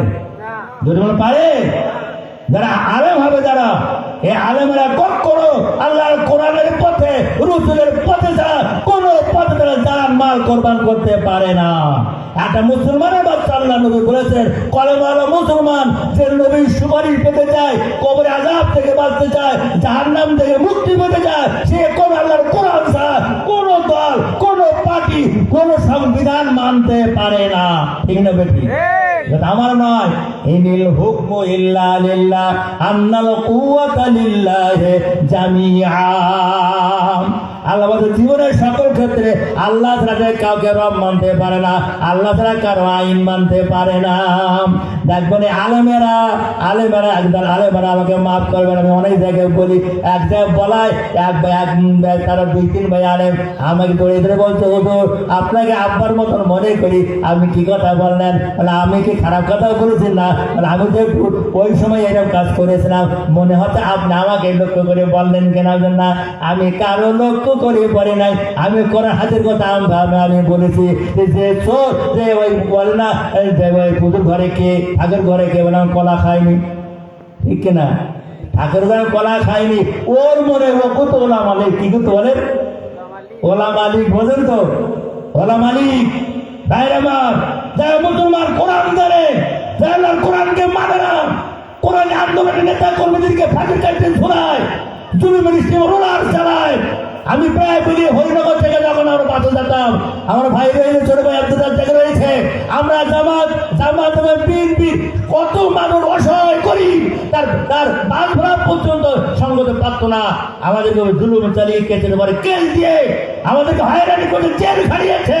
প্রিয় ভাইরা, একবার আলেমেরা করে বাহবা দেখেছে, তারা মনে করেছে আমরা বিশ্বাস হয়ে গেছি, আমাদের নামে কোনো কেস নাই, কোনো মকদ্দমা নাই। ঠিক না বেঠি? আমার দাঁড়িয়ে ও আলেম ভাইরা আমার যারা এমন মনে করো যে আমি ফেরেশতা হয়ে গেছি, মুনাফিকের কোনো জায়গায় বিবাদ নাই। ঠিক না বেঠি? যারা মুনাফিক তাহলে এমন জায়গা আছে, আমি চোরের পক্ষে, ডাকাতের পক্ষে, লিগির পক্ষে, জামাতের পক্ষে, সব পক্ষে আছি। কাজে আমার কেন শত্রুতা হবে, আমার নামে কেন কেস হবে? আল্লাহ তাআলা বলেন ইন্নাল মুনাফিকিনা ফি দারকিল আসফালি মিনান নার। আমি সেদিন আকাশে বলেছিলাম, আমি তোকে দেখা সামনে সাতক্ষীরা মিছিল হচ্ছে, সাতক্ষীরায় সাইদির বিরুদ্ধে মিছিল হচ্ছে, বড় মুফতি একটা মাদ্রাসার সে মুফতি সাহেব কামেল মাদ্রাসা হেড মুফতি, সে মিছিলের আগে সে স্লোগান দিতে চান সাইদির ফাঁকি চাই, সাইদের মৃত্যু চাই। ধরে বলো নাউযুবিল্লাহ। আলেম, এই আলেম নামে কলঙ্ক। হযরত সুলাইমান বলছে, হে রাখাল, কিয়ামতের ময়দানে শেষ দিকে দুনিয়ার শেষ প্রান্তে যে একজন আলেমেরা হবে, ওই সত্য দেখা যাবে, বিরাট পণ্ডিত হবে, কোরআন হাদিসের নামাজ হয়ে কপাল কালো হবে, কিন্তু আল্লাহর কোরআন প্রতিষ্ঠার জন্য তাদের কোনো সিদ্ধান্ত নাই, জানমাল কোরবান করবে না। তখন তারা কোরআনে আন্দোলন করে, তাদেরকে বিরোধিতা করে, তাদের সে পথে বাধা দেয়। আল্লাহ নবী ওমান দাইলাল্লাহ ফাওয়া জুসা জাহান্নাম, যে আল্লাহর পথে বাদ দিয়ে কোরআনের পথ ছাড়া, নবীর পথ ছাড়া অন্য পথে অন্য কোন নেতা নেতার দাওয়াত দেয়, নবীর খাওয়া সুসা জাহান্নাম, তার ঠিকানা করে নিল জাহান্নাম। কোরআনের পক্ষে ছাড়া, রসুলের পক্ষে ছাড়া কোন জায়গায় দাওয়াত দিতে পারবে না। যদি আপনি মুসলমানের কবরে যেতে চান, প্রিয় ভাইরা, যখন আমরা কবরে যাই, প্রশ্ন হয় মার রব্বুকা। প্রথম প্রশ্ন কি বলেন? মার রব্বুকা। আল্লাহ বলে, দেখো আমি ওখানে প্রশ্ন করবো না তোমার আল্লাহকে। প্রশ্ন আল্লাহকে বলা হয় না, আল্লাহকে বলা হয় না। তোমার খাওয়াইছে কে, করে গেছে কে, রাজ্জাকে, সৃষ্টিকর্তাকে। আল্লাহ বলছেন না, কোনো প্রশ্ন হবে না। আমি মনে করি যে কবরের 3টা প্রশ্নের মতো এত বড় রাজনৈতিক প্রশ্ন দুনিয়ায় নাই। প্রতিটা মুসলিম নরনারী, প্রতিটা মোমেন বান্ধা বান্ধি, প্রতিটা মানুষ, ধনী গরিব, শিক্ষিত অশিক্ষিত, দলনেতা গরিব, আপনি যে কাজ করেন না, যে দল করেন না কেন, যদি মুসলমান হন, আপনাকে জবাবদিহি করা লাগবে মার রব্বুকা, তোমার রবকে। ঠিক কিনা? আমরা তো মুখস্থ করে নিয়েছি যে রব্বি আল্লাহ। আল্লাহ তো সহজ না, সবচেয়ে রেখেছেন হযরত ওমর ফারুক রাদিয়াল্লাহু তাআলা আনহু, তিনি ইন্তেকাল করেছেন। হযরত আলী রাদিয়াল্লাহু আনহু স্বপ্নে দেখা হয়েছে। নবীদের স্বপ্ন সাহাবাদের স্বপ্ন কিন্তু সাধারণ না, নবীদের স্বপ্ন মানে ওহী, আর সাহাবাদের স্বপ্ন আল্লাহর ওহীর স্বপ্ন হক সত্য। হযরত আলী বলছে, ভাই ওমর, কবরে আল্লাহ তোমার সাথে কেমন ব্যবহার করেছে? ওমর বলছে, ভাই আলী, মান রব্বুকা যখন বলেছে, আমি রব্বি আল্লাহ কতবার বললাম, এতবার বলি, ফেরেশতা আবার জিজ্ঞাসা করে, আবার জিজ্ঞাসা করে, আবার জিজ্ঞাসা করে, আমার কমপক্ষে 3 মাস লেগেছে মান রব্বুকার জবাব দিতে। বলুন সুবহানাল্লাহ। তোমার রবকে ওখানে সৃষ্টি হতে বলা হয়নি। নমরুদ বলেছিল আনা রব্বুকুমুল আলা, ফেরাউন বলেছিল আমি আনা রব্বুকুম আলা। ওরা বলে নাই যে আমি খোদা। ফেরাউন নমরুদ খোদা দাবি করিনি, আল্লাহ দাবি করিনি। ইতিহাস বুঝতে হবে, তফসির বুঝতে হবে। সে বলেছে আমি আনা রব্বুকুমুল আলা, আমি বড় রব। রব মানে আমি শাসনকর্তা, মিছিলের শাসনকর্তা। আমি আমার জনগণের খাওয়া পড়া, শিক্ষা, চিকিৎসা, বাসস্থানের ব্যবস্থা করি। আমি রব ছাড়া আর কেউ রব হতে পারে না। সেজদা করবো আমার পায়ে, মাথা নত করবো আমার কাছে, কুল্লিশ করবো আমার কাছে, আত্মসম আমার কাছে, তোমরা সেজদা করবো আমার কাছে। কথা বুঝতে পেরেছেন? যে মা রব কত? রবকে, রব মানে সর্বভৌমত্বের মালিক। রব মানে যার আইন মানতে হয়। রব মানে একমাত্র আমাদের আইনদাতা, বিধানদাতা যে আল্লাহ, তাকে রব মানতে হয়। যিনি শাসক, যার আইন না মানলে ইমান নিয়ে কবরে দেওয়া যায় না। রব্বি আল্লাহ। আপনার ব্যক্তি জীবনে, পারিবারিক জীবনে, রাষ্ট্র জীবনে, রাজনৈতিক জীবনে, দলীয় জীবনে, আন্তর্জাতিক জীবনে, জীবনের সকল ক্ষেত্রে যদি আল্লাহর রুবিয়াত, আল্লাহর সর্বভৌমত্ব, আল্লাহর একাত্মবার, আল্লাহর তাওহীদকে আপনি মেনে থাকেন, আপনি কবরে বলবেন যে রব্বি আল্লাহ। এর আগে অত সহজ নাম। ওমর বলছে আমি বলি আমার রব আল্লাহ। ফেরেশতারা জিজ্ঞাসা করে ওমর তুমি যখন কলেমা পড়ো নাই তখন তোমার রব কে ছিল? জবাব দাও। কি জবাব দেবে? তখন তো আবু জাহেল রব। কোনো জবাব নাই, চুপচাপ। আল্লাহ তাআলা ওমর আমি তোমাকে ক্ষমা করে দিয়েছি, যেহেতু তুমি নবীকে হত্যার জন্য এসেছিলে, সেই নবীর হাতে হাত দিয়ে নিজের জীবনকে কোরবান করে দিয়ে বাকি জীবনটা কোরআনের জন্য তুমি ত্যাগ কোরবানি করেছো, এই জন্য আমি তোমাকে মাফ করে দিয়েছি। তোমার রব্বি আল্লাহ আমি মেনে নিলাম। বলুন সুবহানাল্লাহ। আলী বলতে দ্বিতীয় প্রশ্ন আমার নবীকা, আমার নবীকা তোমার আমার দিনকা, তোমার দিন কি? এই তো আমরা জানে না। দিন মানে হলো আল কোরআন। দিন মানে কি বলেন? দিন মানে হলো আল কোরআন। দিন মানে জীবন বিধান। দিন মানে ধর্ম। ইসলাম কোনো ধর্ম না, ইসলাম হলো জীবন বিধান। আমার হিন্দু ভাই বোন দেখবেন ওরা কাগরা ওই দুর্গা মা কালী মা মনসা বুধবারের উৎসব, দুর্গা উৎসব, ঠিক কিনা? কালী উৎসব মানে আনন্দ ফুর্তি করা তারা, তাই এলো তাদের ধর্মীয় নিয়ম, আনন্দ ফুর্তি করা। কিন্তু মুসলমানের আনন্দ নয়। এখানে নামাজ, রোজা, হজ, যাকাত, জিহাদ, আল্লাহর কোরআন প্রতিষ্ঠার জন্য জানমাল কোরবান করা, এটা উৎসব নয়, আনন্দ নয়, এটা দায়িত্ব, কর্তব্য। তাই বলতো আমার দিনকা, তোমার দিন কি, মানে তোমার জীবন বিধান কি? আপনি কোরআন ছাড়া যদি কোনো মানুষের তৈরি মতবাদ মেনে থাকেন, আপনি কবরে জীবনে আমার দিন ইসলাম বলতে পারবেন না। আপনি আইন মানবেন কার্ল মার্ক্সের, আইন মানবেন লেনিনের, আইন মানবেন ডারউইনের, আইন মানবেন গোয়েবলসের, আইন মানবেন শেখ মুজিবের, আইন মানবেন ডক্টর কমলের, আইন মানবেন দিল্লি, আইন মানবেন আমেরিকার, আইন মানবেন সিঙ্গাপুরের, আইন মানবেন লন্ডনের, আইন মানবেন আমদানি লোকের। এমন সংবিধান আপনি মানবেন, ওই সংবিধান মেনে যদি আপনি কবরে যান, আমার দিনুকা, আমার দিন ইসলাম মুখে উচ্চারিত হবে না, ঠিক কিনা?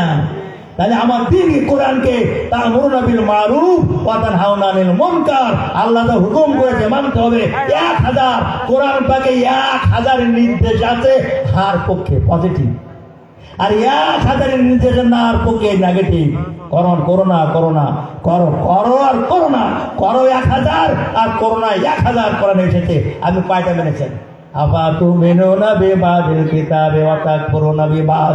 আল্লাহ বলে কোরআনের কিছু মানবা আর কিছু মানবা না, কিয়ামতে দ্বীন ইসলাম বলতে পারবা না।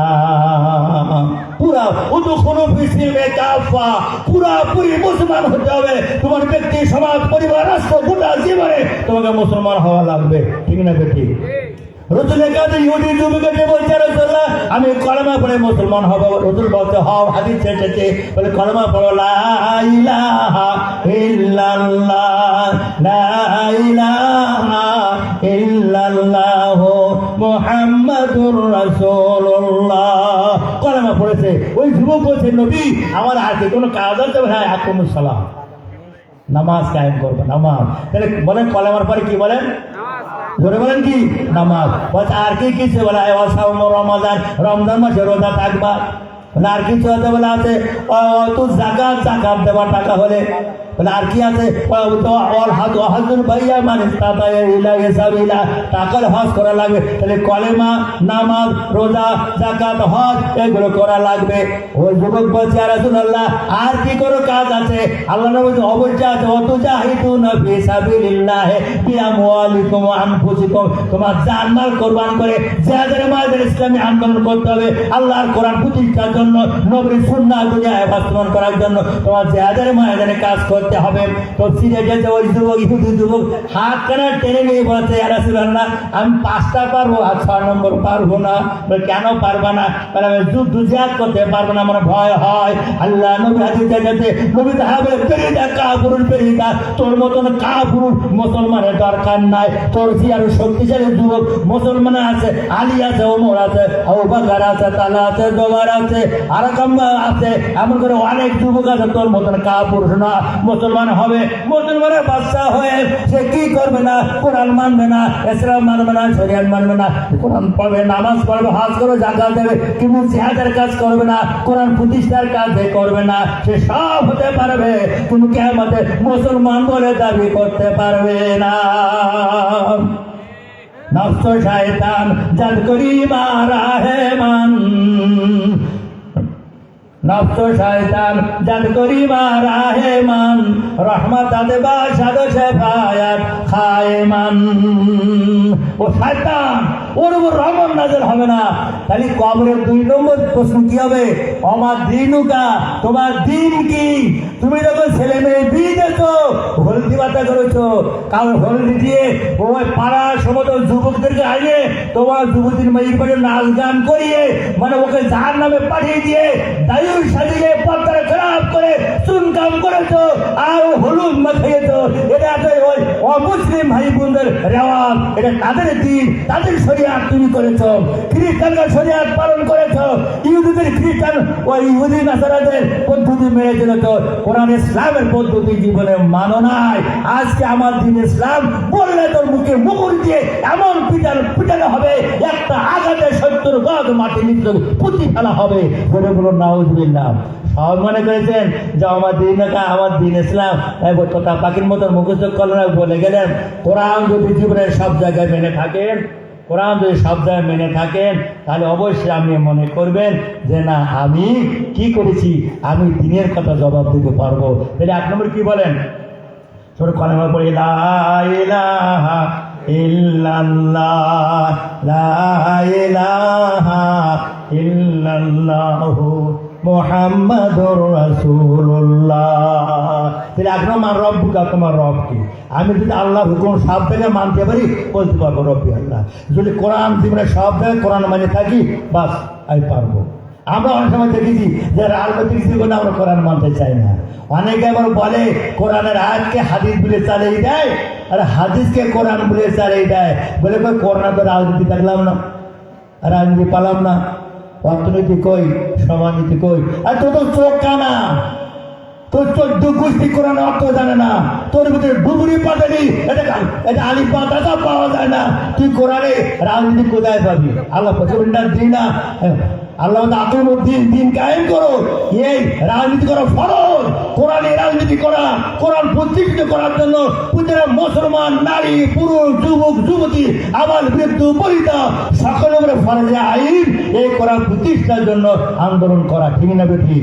এমন কোন নবী ছিলেন না যে নবী আন্দোলন করেন নাই, এমন কোন সাহাবী ছিলেন না যে সাহাবী আন্দোলন করেন নাই। হযরত আবু বকর, ওমর, ওসমান, আলী খলিফায়ে রাশিদা, তারা জান্নাতি, মৃত্যুর আগে জান্নাতে সার্টিফিকেট পেয়েছে। কেন তাদের রাজনীতি করতে হলো? কেন তাদের সাথে যুদ্ধ করতে হলো? কেন 40টা যুদ্ধের সারা পদ্ধতি দিতে হলো? কেন তাদের জেল কাটতে হলো? কেন দেশ ছেড়ে মদিনায় আসতে হলো? কেন তাদের রিমান্ড খেতে হলো? কত সাহাবীর জীবন সুনিশ্চিত আনে হলো, আর শিয়াল কুত্তা তাদের লাশ খাওয়ানো হলো। কারণ কি? যদি রাজনীতি করা কোরআনের না থাকে, নবীকে আপনা আমার মতন পাগল। প্রিয় ভাই বোনেরা, আমরা যে যাই বলুক, আমি চ্যালেঞ্জ করলাম যে কোরআনের রাজনীতি আছে, অর্থনীতি আছে, সমাজনীতি আছে, ব্যক্তিনীতি আছে, পরিবার নীতি আছে, আন্তর্জাতিক নীতি আছে। এই নীতি অবলম্বন ছাড়া আপনি কবরে আমার দিন কা, তোমার দিন কি, জীবন বিধান কি, শরিয়াত বলতে পারবেন না। 3 নম্বরে আমার নাবিকা, তোমার নবীকে।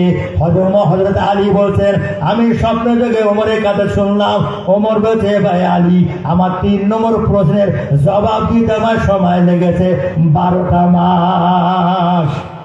1 বছর সময় লেগেছে ওমরকে জবাব দিতে যে আমার নবীকা, তোমার নেতাকে, তোমার নবীকে, তোমার রাহবারকে কার নির্দেশ পালন করেছো?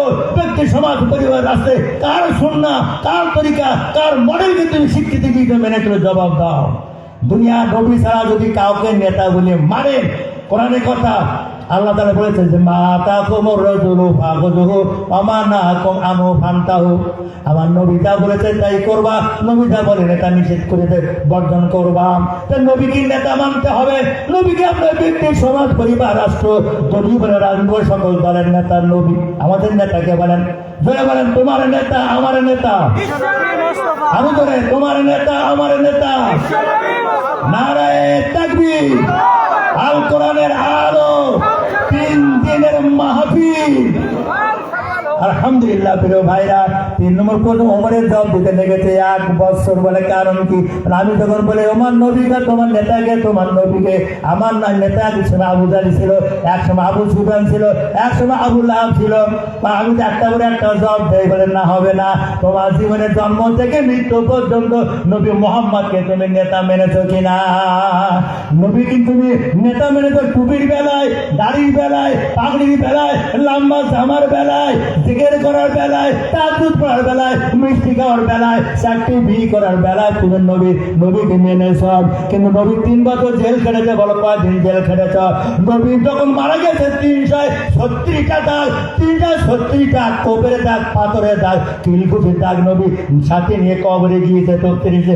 যখন তার গোসল দিতেছে আহলে বাইত গুনি গুনি তাকে 370টা দাগ নবীর গায়ে তখনো আছে। আর তুমি কোটা দাগ নিয়ে কবরে যেতেছ, তোমার নেতাকে আজকে তুমি জবাব দাও। আল্লাহ নবী বলছে এমন কোন কবর থাকবে না যে কবরে আমি নবী যাব না। সুবহানাল্লাহ। আপনার আমার সকলের কবরে নবী যাবে। যখন নবী আপনার আমার কবরে যাবে, আযাবের ফেরেশতারা বলবে শাস্তি দাও, রিমান্ড শুরু করো, জিজ্ঞাসাবাদ করো। কোরআন তখন দাঁড়িয়ে চুপ করবে সে। আল্লাহ নবী তখন দাঁড়িয়ে বলে আল্লাহর ফেরেশতা বেরিয়ে যাও, সুকাম দূর হয়ে যা। বলে কেন? তুমি কে? পরিচয় দাও। আমার পরিচয় লাগবে না, আমার পরিচয় আল্লাহ রাব্বুল আলামিনের কাছে নাও। ও ফেরেশতারা, এই বান্দা বান্দি যতক্ষণ কবরে আছে এবং ঘুম পড়েছে, আমি ঘুম থেকে ডেকে ডেকে জাগাইয়ে ও জিজ্ঞাসাবাদ করতে দেব না। আলহামদুলিল্লাহ। কোন নেতা আছে আপনার? আপনি যে নেতা গঠন করেন, পৃথিবীর কোন নেতা নাই আপনার কবরে যেতে পারে, ঠিক না ঠিক? আমরা স্লোগান দেই, নেতা তুমি এগিয়ে চলো, আমরা আছি তোমার সাথে। আমার নেতার চরিত্র ফুলের মতো পবিত্র।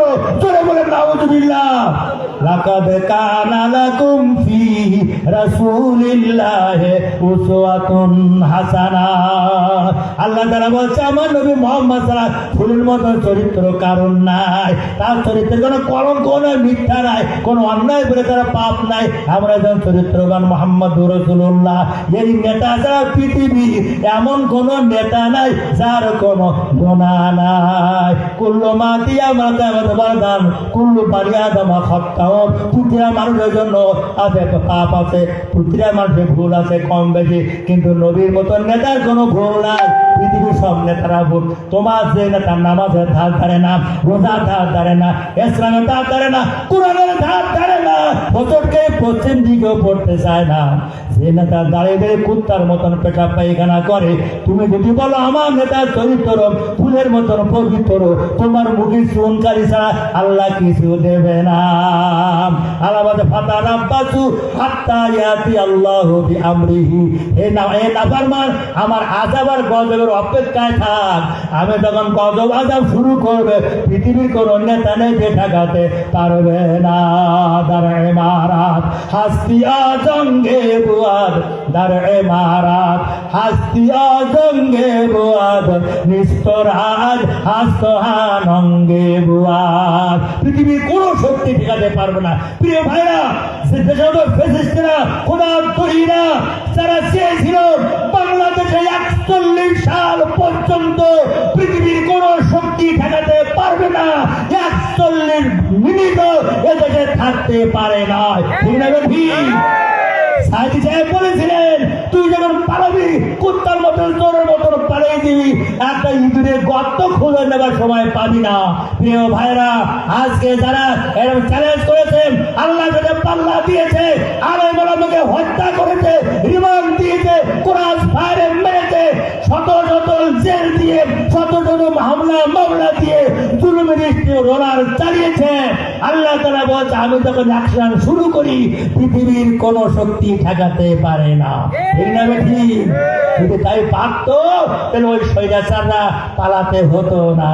তাদের হাতে সব শক্তি, ডিফেন্সের শক্তি, আর্মির শক্তি, মিডিয়ার শক্তি, র্যাবের শক্তি, পৃথিবীর শক্তি, পুলিশের শক্তি, আনসার শক্তি সব তারা, ডিসিও সিএসপি সব ছিল তারা, ও সচিবেরা সব তারা, সমস্ত কোর্ট কাজে সব তাদের দুলা ভাইরা ছিল, সব হাতের মুঠোর মধ্যে ছিল তাদের দেশের ক্ষমতা। কিন্তু ক্ষমতা দেয় কি হবে? ক্ষমতার মালিককে কুলিল্লাহুম্মা মালিকাল মুলকি তুতিল মুলকা মান তাশা। আল্লাহ সব ক্ষমতার মালিক আমি আল্লাহ। আমি যাকে ক্ষমতা দেয় সে ক্ষমতাবান হয়। আজ ক্ষমতা দেওয়ার পরে অহংকার করে ফেটে যায়। আমি মাজায় লাঠি মেরে তেল থেকে তাড়িয়ে দেয়, চোরের মতন পালিয়ে যায়, একটা দেশে থাকতে পারে না। পৃথিবীর কোন দেশে ইতিহাস নাই যে প্রধানমন্ত্রী পালিয়েছে, এমপিরা পালিয়েছে, চেয়ারম্যানরা পালিয়েছে, মেম্বাররা পালিয়েছে, নেতারা পালিয়েছে, পার্টি নেতারা পালিয়েছে, সব পালিয়েছে, গোষ্ঠী শুধু এ টু জেড পালিয়েছে। তাই এমন ন্যায় কাজ করেছে, এমন ইনসাফ কায়েম করেছে, পাড়ায় বেরিয়ে চলার মতন সাহস তাদের নাই। ঠিক কিনা? আমরা কি চাই ওই জালেমের আবার ক্ষমতায় আসুক? আমরা চাই কিনা? কারা কারা চাই না? হাত তোলেন। কারা কারা চাই না? নারায়ে তাকবীর, নারায়ে তাকবীর। আল কোরআনের আলো সংসদে আলো, তোমার নেতা আমার নেতা বিশ্বনবী মুস্তাফা। প্রিয় ভাইরা, 18 কোটি মুসলমানদের বাংলাদেশ, এদেশের সংবিধান, এদেশের গঠনতন্ত্রের লেখা আছে যে মানুষ সব ক্ষমতার মালিক। ধরে বলেন নাউজুবিল্লাহ। ক্ষমতার মানুষ আল্লাহ, আল্লাহ কুওয়াতা লিল্লাহি জামিআ। ওরা বলে ক্ষমতার মালিক জনগণ। যদি ক্ষমতার মালিক জনগণ হতো, তোরিয়া পুলিশ পিডিয়ার শক্তি, আনন্দ রাইফেল, বন্দুক, গুলি, জেলগুলো সব তোর হাতে ছিল, কেউ কেন ঠেকাতে পারলো না। তুমি প্রমাণ হয় ক্ষমতার মালিক হলো আল্লাহ, ক্ষমতায় রাখার মালিক আল্লাহ, ক্ষমতা দেওয়ার মালিক আল্লাহ, ক্ষমতা থেকে লাঠি মেরে সরিয়ে দেওয়ার দায়িত্ব রয়েছে আল্লাহর। প্রিয় ভাইরা, এটা আমাদের বুঝতে হবে। হযরত সুলাইমান বলছে, হে আমার রাখাল শোনো, এই 3 নম্বর যাদের দেখেছো এ সুন্দর দেখা যাবে, কিন্তু এরা কোরআনের দুশমন হবে, এরা আলমের সু হবে, ইসলামের দুশমন, ইসলামের আন্দোলনের দুশমন, টুপি দাড়ির দুশমন, বোরকা হিজাবের দুশমন, ইসলামের আন্দোলনের দুশমন, কোরআন হাদিসের দুশমন। এরা আলেম বলে পরিচিত হবে, ওরা আলেম নয়, ওরা জালেম। ওরা কোরআনের অপমান করেছে, হাদিসের অপমান করেছে। প্রিয় ভাইরা, যারা ওই সুযোগ সন্ধানী হয়ে মুনাফিকি পাঠ করে, যারা ওলামা লীগ করে গোটা জাতিকে ধ্বংস করেছো, তওবা করো, রাত্রিতে তাহাজ্জুদ পড়ে চোখের পানি ঝরিয়ে কান্দো, আস্তাগফিরুল্লাহ পড়ো, আল্লাহ ভুল করেছে মাফ করে দাও। আল্লাহ ইচ্ছা করলে মাফ করে দিতে পারে, পারে কিনা? প্রিয় ভাইরা, হযরত সুলাইমান বসে যাও, 3টি প্রশ্নের জবাব যখন পেয়েছে, হ্যাঁ সে যেমন আলেমারা হবে এমন, সে যেমন ধরে হবে এমন, সে যেমন বাম্মা ওই মাইরুর সময় খাওয়া বাম্মা।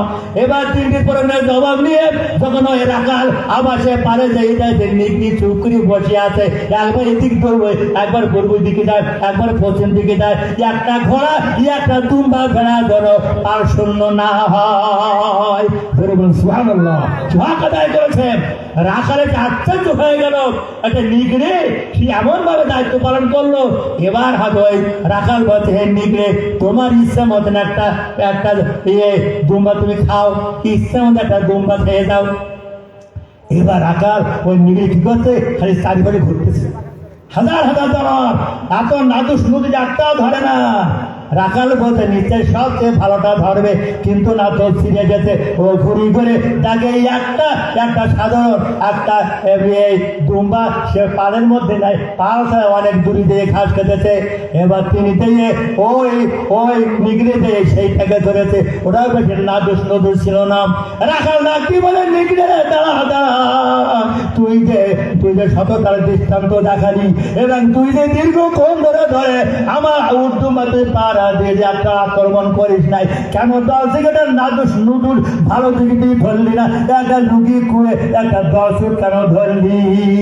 নিগড়ি বলতেছে, হে সুলাইমান রাখাল, তুমি জানো না আল্লাহ তাআলা বলছে যে আমার মুসলমান বান্দা বান্দিরা ওরা যদি ঐক্যবদ্ধ না হয়, ওরা জামাতবদ্ধ না হয়, বড় ঐক্যবদ্ধ হয়ে আল্লাহর কোরআনকে না ধরে, আল্লাহর দিকে না আঁকড়ে ধরে, আল্লাহ রসুলকে আঁকড়ে না ধরে, ওরা পাল ছাড়া যারা হয় ইবলিস শয়তান তাকে ধরে ধরে জাহান্নামে পাঠায়। বুঝতে পেরেছেন? যে ওই আগে আগে ঘুরতেছেন, ও পাল ছাড়া, ও দল ছাড়া, ও জামাত ছাড়া, ইসলাম ছাড়া, আল্লাহ রসুল ছাড়া, কাজী ওই রকম যারা খাপ ছাড়া পাল ছাড়া চলবে, দুনিয়ার বুকে কিয়ামত পর্যন্ত যারা চলবে ইবলিস শয়তান তাই এতভাবে ধরবে, ইন্নাহু লাকুম আদুউম মুবিন, সে যাই দুশমন প্রকাশ্যভাবে সে ধরবে, জম্মে ধরবে, ওই নিকড়ে তাকে ছাড়বে না। ওই নিকড়ে মানে হলো ইবলিস শয়তান। ইবলিস শয়তান এমন ধরবে আপনাকে স্বস্তি দেবে না, ভালো পথে আসতে দেবে না, বলে ওটা খারাপ হতে, ওদের শান্তি নাই, ওখান দুনিয়ায় কষ্ট, ওদের জেলগুলোর মধ্যে টাকা কামাই করা যায় না, ওদের লোকের ভাগ নষ্ট করা যায় না, চাঁদা বুঝে মস্তানি করা যায় না, সুদ করে খাওয়া যায় না, এমন কাজ দরকার নাই যাতে দুনিয়ায় পালাখানা করা যায়, আনন্দ ফুর্তি করা যায়, সেই কাজগুলো চালিয়ে যাও। ইবলিস কাজ হলো হে আল্লাহ বলছে আর রহমান আল্লামাল কোরআন। আল্লাহ আমি দয়ালু, সারা জীবন বিরোধিতা করেছো, তওবা করেছো, আমি জান্নাতে দিয়েছি, বলুন সুবহানাল্লাহ। বুঝলেন? জোনায়েদ বাগদাদী রহমাতুল্লাহ আলাইহি তার এক মুরিদ, ওই পরে আলিফ বা তাজা জি মাখা একবার 1 বছর ধরে মাঝে এই করে অক্ষর শিখেছে, কোরআন পড়বে। সে হঠাৎ করে একদিন মারা গেছে। জোনায়েদ বাগদাদী রহমাতুল্লাহ আলাইহি সামনে বলছে, হে আব্দুল্লাহ, আল্লাহ তোমার সাথে কেমন ব্যবহার করেছে বলো? তুমি তো মূর্খ মানুষ, কিছু জানতে না, কোরআন তেলাওয়াত করতে পারতে না। ওই কবরে কান্দার পরে আল্লাহ আমাকে প্রশ্ন করলো, মা রব্বুকা, তোর রব কি? আমি বলছি আলিফ বা তা সা জিম হাকা। বল তোর দিন কি? আমি বলছি আলিফ বা তা সা জিম হাকা। বলে তোর নবীকে? বলে আলিফ বা তা সা জিম হাকা। ওই ছেলে আমার কাছে কোনো পুঁজি ছিল না। আযাবের ফেরেশতারা বড় বড় মুকুট নিয়ে হাতুড়ি নিয়ে আমার কাছে এসেছে, আমাকে মারবে। আমি ভয় আবু করে কান্দি, বলে আল্লাহ, আমি ছিলাম গরিব, অসহায়, মূর্খ মানুষ, আমি কিছু জানতাম না। তোমার প্রিয় একজন বান্দা, তোমার নিতনায়ের কাছে যাই, আমি তো কোরআন শেখা শুরু করেছি। আল্লাহ, আমি যদি তুমি আমার হায়াত দারাজ করে দিতে, আমি কোরআন পড়তাম, কোরআন শিখতাম, কোরআনের রাজত্ব কামের জন্য জানমাল কোরবান করতাম। আল্লাহ তারা ডাক দিয়ে বলে আযাবের ফেরেশতারা বেরিয়ে দাও। ওই ব্যক্তির আলিফ বা তা সা জিম হাকা, আমি আল্লাহ তার কবরে সব প্রশ্নের জবাব আমি আল্লাহ মেনে নিলাম। আল্লাহু আকবার। এই জন্য কোরআন শিখতে হবে, কোরআন বুঝতে হবে, কোরআন বুঝে বুঝে পড়বেন। 3 দিন ধরে কুলতরি কোরআন বোঝানো হয়। এরপরে যদি কুলতরি কোনো যুবক যুবতী বেদাবাদী থাকে, কুলতরি কোনো মুসলমান সুদ করে ঘুষ করে থাকে, এই কুলতরি কোনো মুসলমান কোরআনের দুশ্মন হয়, কিয়ামতে জবাব দিতে পারবেন না। আল্লাহ বলে তোর নাকের ডগায় প্রতি বছর 3 বার করে বড় আলেমেরা কোরআনের কথা বলতো, হাদিসের কথা বলতো, আল্লাহ রসুলের কথা বলতো।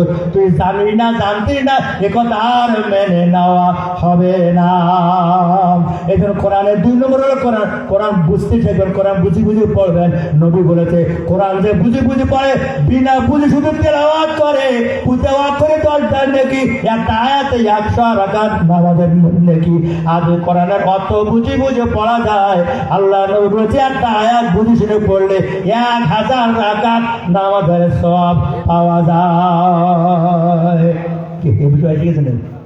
জনগণ নারায়ে তাকবীর, নারায়ে তাকবীর। এমপি সাহেবের আগমন, এমপি সাহেবের আগমন, নারায়ে তাকবীর। আলহামদুলিল্লাহ, আমাদের মাঝে আমাদের প্রাণপ্রিয় নেতা, সামনে 4.5 লক্ষ মানুষের নেতা তিনি এসেছেন। জনগণ সুবহানাল্লাহ। বেরামার আমরা দেখেছি যে প্রধান বক্তা আলমী সাহেব তিনি চলে এসেছেন, এমপিআর পরে তিনি কথা বলবেন। আমি একটা কথা না বলতে পারি না, অবশ্যই বলবো। হ্যাঁ, আমি অল্প কয়েক মিনিটের মধ্যে, সেটা হলো এই, আমরা দেখতাম ছোটবেলায় যখন ওই আড়ি গরু যখন চাষ করা শিখতাম, তখন কি ওই জলির এক পাতায়, মানে ওই গরু ধারে 2 দামড়া ধারে জল থাকবে না, আর হয় ডানি না বামে কি করবে, ওই আড়িয়ে তড়িতে ফেলে দেবে, দিয়ে ওর পাতায় বাড়ি মারবে, ও একবার এদিকে দৌড়বে, পাশা ঘুরবে, ওই লাঙলটা ভেঙে চলে ফেলবে, জলটি ভেঙে ফেলবে, তবু ওর হালুটি করা লাগবে, ঠিক না? এখন আপনি যদি বলেন যে আমি আড়িতে চাষ করবো আর আমি আড়ির লাঠি খাবো না, এটা হয়? আপনারা দাওয়াত দেবেন, বড় বড় নাম করা বক্তা, সেটা বক্তারে কি আজকে আপনারা জানা আছে? আজ মাহফিলে ওয়াজ করবে, তোমার রাগ করেন কে? বিবেকটা আপনাদের নয়, আপনারা বাছাই করবেন যে আমার এলাকায় কেমন বক্তা সমাদৃত হয়, কেমন বক্তা এর শ্রোতার শোনে, কেমন বক্তা হলে আমাদের উপকার হবে, ফায়দা হবে, আমাদের জাতির, আমাদের সমাজের, আমাদের মুসলমান মা বোনদেরকে কিভাবে ভালো হবে। আপনাকে বুঝে শুনে দাওয়াত দিতে হবে, দাওয়াত দেবেন ইচ্ছা মতো, আর তারা তাদের কথা বলে গা জ্বালা করবে, এরকম গা পানিতে ঠান্ডা করেন, ঠিক না বেটি? আমার দ্বিতীয় কথা হলে 3 দিন ধরে তাফসীর কোরআন মাহফিল হয়। আজকে সেই দিন আমাদের এমপি সাহেব বেরিয়েছেন, আপনার দেখেছেন, ফেসবুকে পেজ দেখেছেন, আমাদের গণ প্রতিমন্ত্রী এসেছিলেন, ফরিদ সাহেব, আমরা সবাই ছিলাম সেখানে। আমাদের মধ্যে আমরা বিএনপি করি, জামাত করি, সারা দেশের ভাব একরকম, আর শ্যামনগরের বৈশিষ্ট্য আরেক রকম। বলে সুবহানাল্লাহ। আমরা কে জামাত কে বিএনপি আমরা দেখি না। ডক্টর মনির সাহেব বলেছেন যে আমরা যার রাজনৈতিক মঞ্চে আমরা যেটা পারি তার দলের আদর্শ, উদ্দেশ্য, লক্ষ্য, কর্ম আমরা পেশ করব, কিন্তু আমরা শ্যামনগরের উন্নয়নের জন্য, শ্যামনগরের কল্যাণের জন্য, শ্যামনগরের সোনার শ্যামনগর ঘোরার জন্য আমাদের কোনো ডিমান্ড নাই। এমপি সব, জামাত সব, বিএনপি সব ঐক্যবদ্ধভাবে আমরা কাজ করতে চাই। এতে আপনারা খুশি নেবে যান। আলহামদুলিল্লাহ, আপনারা দোয়া করেন আমাদের এমপি জন্য সকল ভাই বোনদের সাথে নিয়ে ঐক্যবদ্ধ হয়ে এই সামনে করতে পারেন। কিন্তু আগে বলেছিলেন আমি এবার এমপি হব না, 2 বার এমপি, ওই এমপিগিরি 7 মিনিট গেছে, এবার আমি খাদেম হব, সেবক হব। সেদিন আমার সাথে ঢাকার মিটিং দিয়ে বলেছে দোয়া করেন, এমপি সাহেবের নিয়োগ করেছে, এইভাবে জনগণের সাথে নিয়ে যদি শ্যামনগরে 5টা বছর কাজ হয়, 5 বছর পরে শ্যামনগরের মানুষের কোনো চাহিদা থাকবে না। আলহামদুলিল্লাহ, আমার তার জন্য দোয়া করি, রব্বুল আলামিন হায়াতে তৈবা দান করেন, হায়াত দান, সুস্থ দান করেন। কালকে তিনি পুরী যাচ্ছিলেন, ছেলেমেয়েরা ধরেছে এইরকম, মানে 24 ঘন্টা আমি তো পাশে থাকি, রাত 12টায় যাই, 1টা নিচে কোনো ছুটি পারবে না, আবার তো 3টার সময় উঠবে, ওখান থেকে শুরু করে আর 9টা থেকে শুরু করে সারাদিন প্রোগ্রাম। আজকে খালকার প্রোগ্রাম ছিল, আমি যাইনি, বলে চলেন যে আমি গেলে ওখানে মাহফিল ডিস্টার্ব হবে, এসব কথা বলবো। আমি যাই, কথা বলি, আপনি আসবেন, আমার কথার পরে আপনি কথা বলবেন, এরপর আলাম সাহেব কথা বলবে। প্রিয় ভাই আসুন, আমি আর কথা লম্বা করবো না, আমি যে কথাটি শেষ কথা বলতে চাই, এই 3 দিন কৌতলী মাহফিল হোক, এটা আবার চান কি চান? কারা চান? আলহামদুলিল্লাহ, যদি চান এই মাহফিল লক্ষ টাকা, একটা বক্তা 60-70-80 হাজার, আমার তো কন্টাকে টাকা লাগে না, আর আমার ওনটাকে যায় না, আমি চিন্তা করি না। কিন্তু দূর থেকে যখন কোন বক্তা আনবেন 60,000, 70,000, 80,000, 1 লাখ টাকা তাদের দেওয়া লাগে। 3 দিনে এত বক্তা লক্ষ টাকা ব্যয় হয়, ব্যয় কয়জন করবে? যদি আপনারা সহযোগিতা করেন, এই সুন্দর করে মাহফিল আগামী হবে ইনশাল্লাহ। কিন্তু আর্থিক সহযোগিতা করতে হবে, রাজি আছেন? বলে যার কাছে আছে 5 মিনিটে এমপি সাহেবকে 5 মিনিটে কষ্ট দেবো, যেহেতু 3 দিনের মাহফিল, আমি তো প্রতি বছর প্রথম দিন থাকি। মাহবুব যারা আছেন তারা বাইরে টাকা পাঠান, খুব তাড়াতাড়ি আসবে। তোমরা যাও, ওই সোনানা রোমানা যাও। জি, এই আপনার মাহফিলও দেবেন, মসজিদি কাজ চলছে, মসজিদি কাজ। আমি চাই 1980 সালে যখন আমি এখানে ইমাম ছিলাম, 1980 থেকে 2006 সাল পর্যন্ত, এই 25-26 বছর আমি ছিলাম, তখন মসজিদ অবস্থা কি ছিল আমি জানি। এখানে ভিড়, মানে বসার নামতে পারতো না, মাত্র 1-2 কাতার লোক হতো ঈদের ময়দানে। আল্লাহ আস্তে আস্তে স্টেপ বাই স্টেপ হাঁটি পা করে আজকে বিরাট বাগান সৃষ্টি হয়েছে। বলুন সুবহানাল্লাহ। এই জন্য মসজিদ কেউ সিমর রাত দিতে চান, এই মাহফিল করে দেবেন, খুব দ্রুত মন খুলে দেবেন। আর কেউ দেখতেছে না বলে তো কম দেবেন না, আল্লাহ কিন্তু দেখছে। আল্লাহ দেখছে কিনা বলে, কে দেখছে? তিনি আলিম উম্বাসী, স্বামী উম্বাসী, তিনি শুনে নেবেন, দেখেন, মনে খবর রাখেন। কাজে 3 দিন মাহফিল, আমরা দোয়া করি আল্লাহ তাআলা কিয়ামত পর্যন্ত কবুল করে। সকলে বলে আমিন। এই মসজিদে হেফজখানে আল্লাহ কিয়ামত পর্যন্ত কবুল করে, সকলে বলে আমিন। আব্দুল হাকিম সাহেব সহ, আব্দুল মজিদ সাহেব সহ যারা এই যুবকেরা তাদের প্রচেষ্টায় জানমাল কোরবান করে, আমাদের পায়ে ফেলে এই মাহফিল করে।